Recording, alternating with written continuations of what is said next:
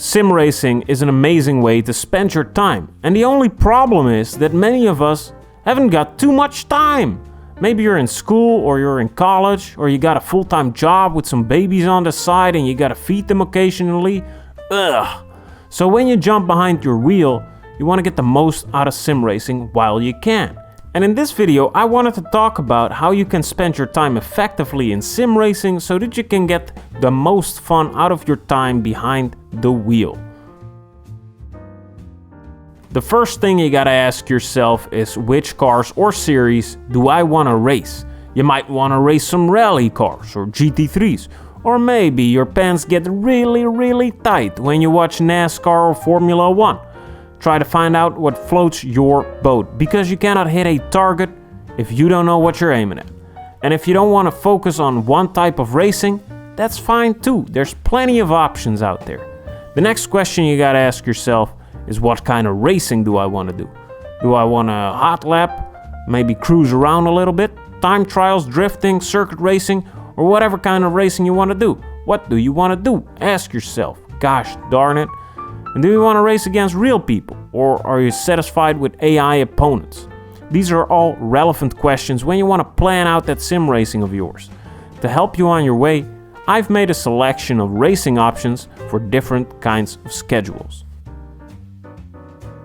When your schedule changes from week to week, or it might even change daily, it can be tough to stick with a racing league or a racing series. You might not be able to practice for certain tracks and series because you don't have time that week, but there's a good few options if your schedule is not set in stone. Sims like Dirt Rally or the WRC games are mostly single player, allowing you to choose whenever to drive and for how long you want to drive.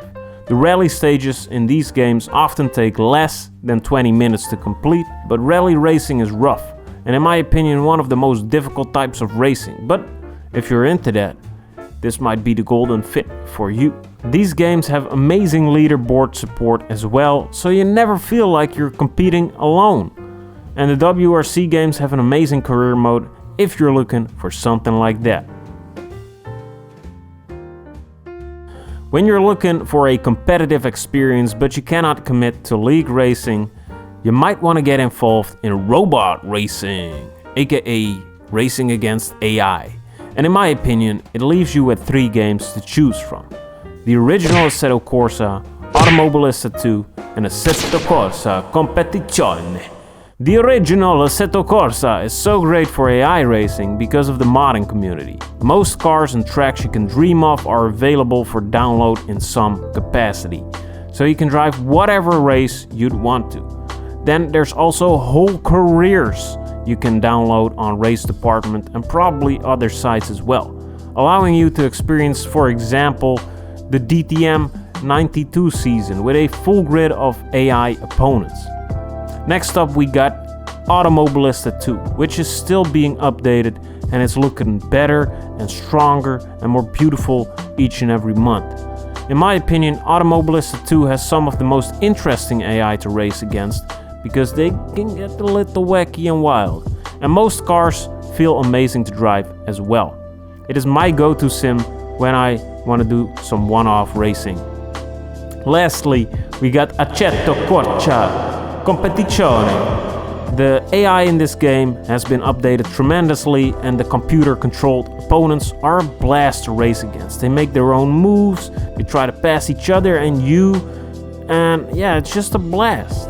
The championship modes in this game can provide you with that league racing feel that you might want, but there's of course only 2 classes in this game, so if GT3 or 4 does not suit your needs, you might want to look somewhere else.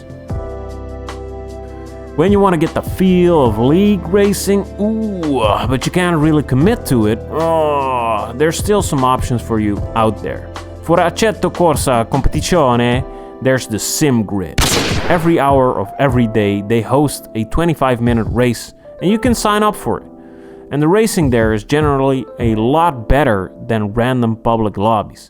And best of all, the Sim Grid is completely free of charge. If you're able to spend some more money, then iRacing is a good bet as well.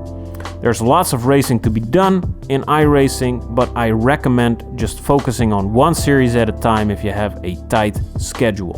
Most series race one track per week, and you can join a race every hour of the day, so you can hop in whenever it fits your schedule. Because it's only one track per week to focus on, you can get the practice in and race whenever it fits you during a whole week.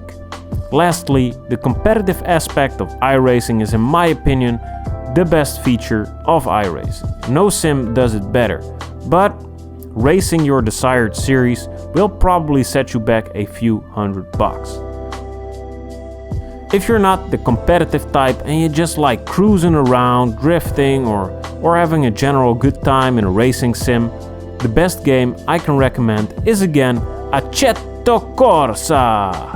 The modding community makes that game so much more than the standard version offers. Almost unlimited cars, tracks and liveries.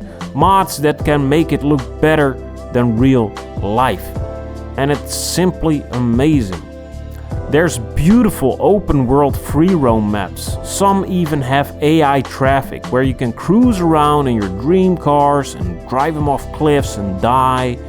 Or you can set up the stupidest races you can think of. Whatever you want to do, it probably can be done in Assetto Corsa. If you have regular times when you're free to do some sim racing, it's so much easier to plan out your competitive racing. All the suggestions from the sporadic schedule apply to you as well, of course. But because you have a rhythm in your free time, you might be able to find some time to fit in some league racing. Most leagues I'm familiar with race once per week on a set day and time.